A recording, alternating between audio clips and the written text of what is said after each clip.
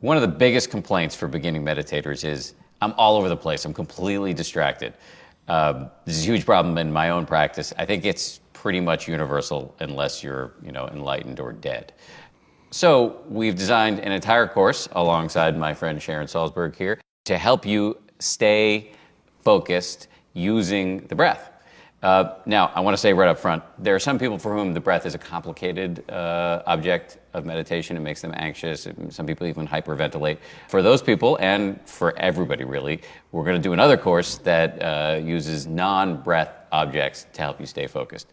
But for this course, it's the breath. And I should say about Sharon, we are friends. And for those of you who've taken courses with Joseph, and I think that's everybody, Joseph and Sharon have been practicing together for 45 years and working together for 40 years.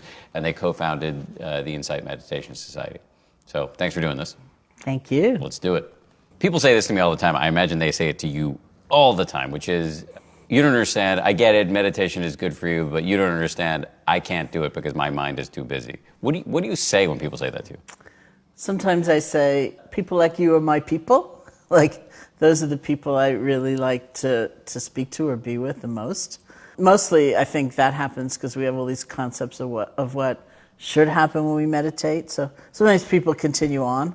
Like, I tried it once and I failed at it because I couldn't make my mind blank, or I couldn't have no thoughts, or I couldn't have only beautiful thoughts. And then I just say, well, that's a concept. That's not the way I teach, and I don't believe that's what it's about anyway. It's not about trying to wipe your head of all thoughts, but developing a different relationship to those thoughts so they're not so haunting or pressured or whatever it might be. But everyone can do it.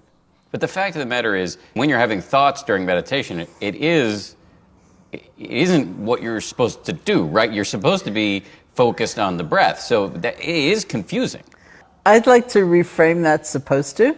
We have thoughts just the way we hear sounds, or different emotions may arise. You can't say, oh, now I got good at it. Those things aren't coming up. Whether they come up or not is not the issue. It's how we are with them. So you might have a ton of thoughts, but you may not get very involved in them and immersed in them. And it's not so much that you're supposed to be with the breath, is that the breath, something like the breath, is a home base. It's a landing place. It's a way to come back to yourself, come back to the moment.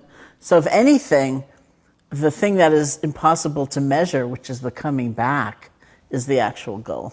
It's the seeing that you've become distracted and then starting again. Mm-hmm. That is the act of meditation. That's the act of meditation. And over time, maybe you're kind of in a bad mood when you notice you've been distracted, or that's the moment you call yourself a failure. But over time, you get in a better mood. So it's not about cutting down on the amount of time you have intrusive thoughts or you're carried away by your thoughts. It's about improving that moment when you notice you've become distracted. Yeah, that's certainly my take on meditation and the way I prefer to teach, because there will be thoughts, not always a flood of them, and not always particularly nasty ones. It's just the range of experience. The point of this course is you wanted to show us how we could use the breath to be less distracted. Why is the breath useful in this way? My early teachers would say, first of all, the breath is like non-sectarian. You don't have to believe anything in order to feel your breath. If you're breathing, you can be meditating. And then as one teacher said, I always felt very charmingly, he said, the breath is very portable, right? So if you take, let's say, 10 minutes a day to practice formally in a dedicated way, using the breath as that anchor of attention, then you're at work and it's crazy. Or you're commuting or whatever it is. Nobody even has to know you're doing it. And I would also add that as we extend the field of mindfulness to lots of other objects, that basic object, what's called the primary object, that we keep coming back to, they say it's useful if it's something fairly neutral. So there's so many things that arise in meditation that are kind of glorious and wonderful and exhilarating, and there are a lot of things that arise that are difficult and painful to notice. And then we have the breath.